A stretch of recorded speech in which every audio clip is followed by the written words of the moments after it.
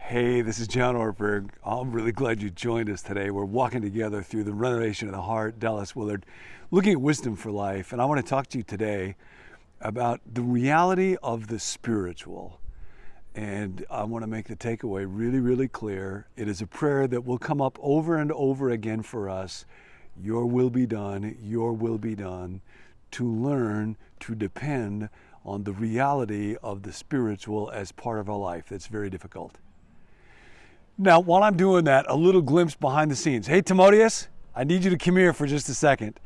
I'm at the property, and I want you all to meet a friend of mine. Timotheus and I used to be part of the church back at Menlo, and he's here taking pictures right now. Thank you for doing this. Thank you. And he's like much more professional and an expertise at this than I am, so he's helping me figure out how to do it. He's taking pictures right now, so we might try to make those available at some point. And it is a little tricky. Nancy and I live in a cabana. We rent it from friends who own this terrific place, if you're wondering. But I always have to try to find a spot to shoot where it's away from the dogs. We have one dog, they have 4 dogs. And then there's also often somebody doing something with the vineyards, or they're cutting stuff down today, so I got to stay away from the chainsaw. And then the sun and the shadow is always a little bit tricky. And then if there's wind, I got to watch that. So this is actually a pretty demanding production setup, and it's where I am. So now you know a little bit more about that. Now, we want to learn to depend on the reality of the spiritual. God is spirit, but that's a word that's often used quite loosely. So we need to talk today a little bit more precisely about it and how Dallas would use it. But what's important, of course, is not just how Dallas uses it. How do we best understand it so that I can actually depend on God?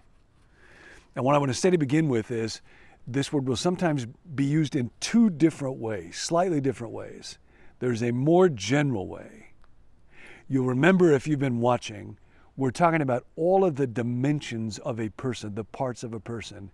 At the core, you have a will or a spirit or a heart. Those serve to talk about basically the same function. And then you have a mind, and that includes both thoughts and feelings. And then we have a body, mostly a bunch of appetites. We run on habit. Then there's the social dimension of other people. And then there's our soul that connects that all together. And unfortunately, we live in a world that often tries to convince us that the physical part of reality is true, is real.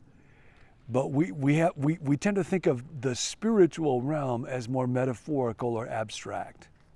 So Dallas will talk about spirit in 2 different ways. This is page 17. I'll try to remember to talk about page numbers. Dallas writes, I have already spoken of the hidden world of the self as our spiritual side. The language of spiritual, spirit, and spirituality has become increasingly common today and cannot be avoided. But it's often unclear in meaning, and this can be dangerous. It can lead us down paths of confusion and destruction. Spiritual is not automatically good. We must be very careful with this language. In the sense of spiritual, which means only non-physical, the hidden or inner world of the human self is indeed spiritual. Now, the idea here is that just as you have a body, neurons, tissues, and that's visible, you have parts to you that are not visible, not physical. So your will, your ability to choose, your mind, your thoughts, and your feelings, your soul that ties it all together, that's part of the spiritual or non-physical or unseen dimension of your life. And that is all real. Sometimes people will talk about I'm spiritual but not religious, or somebody might say that I'm getting in touch with my spiritual side. That language will get used loosely. Dallas talks in the book about how spirituality will sometimes be used by people to say, I'm connecting with my deepest values, or I'm trying to become a more positive and creative person. It's in there, can't remember the page number. And people will talk about that as spirituality. But that's unfortunate because it gets too vague and fuzzy. In a general sense, to say that you are spiritual is to say that you have will, you can choose, and you have thoughts, and you have feelings, and you have a soul that integrates that all together. That is the spiritual dimension of your being. And just as you are a physical person, you are a spiritual person. It's not like some people are spiritual and some people are not, any more than some people are physical and some people are not. Some people take care of themselves physically. Some people develop excellence in their physical lives and some people do not. And the same thing is true with that dimension of us that is spiritual. But it is a very clear and very real, sorry about that, that was my physical part, dimension of personhood. It is unseen. Sometimes people will try to convince you you are your brain, but you are not. No one has ever seen a thought, a synapse firing, or an impulse in the neurons is not a thought. It's not an idea. It's not a choice. Generally, that's the spiritual side. But then more narrowly, that word spirit refers to the function of the will. Dallas writes this: the acts of willing, the capacity for volition or choice, form the spirit in a person. In this narrow and focused sense, the spiritual is not just the non-physical, as we explained it early, but it is the central core of the non-physical part in man. In us, there is much that is not physical, that is also not spirit in this narrow sense, that is not of the will. There is then a spirit in a man, a spirit that is his spirit. It is this that is the human spirit. If we are to understand spiritual formation, we must understand what the spirit of the human being is. Spirit in general, that which is self-initiating and self-sustaining.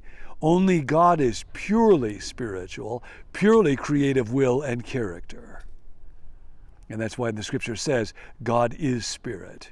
He is, in his fundamental nature, unbodily, personal power.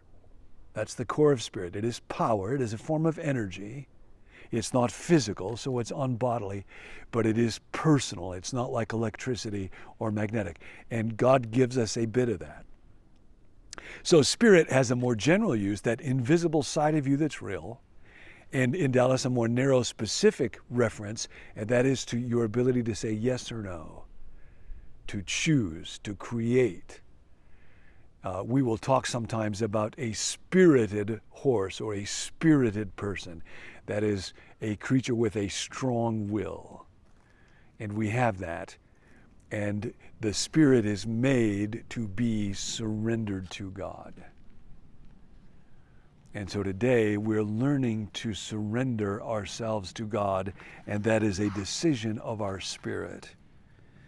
And here's the particular thought that I wanted to give you from the book. This is on page 40.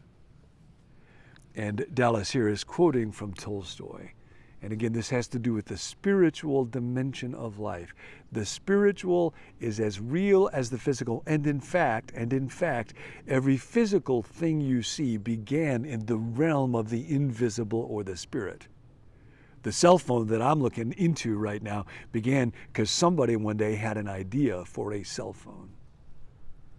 And in a similar way, the earth, these trees began because there is a God in whose mind the idea came first. And he said, let there be light, let there be a tree.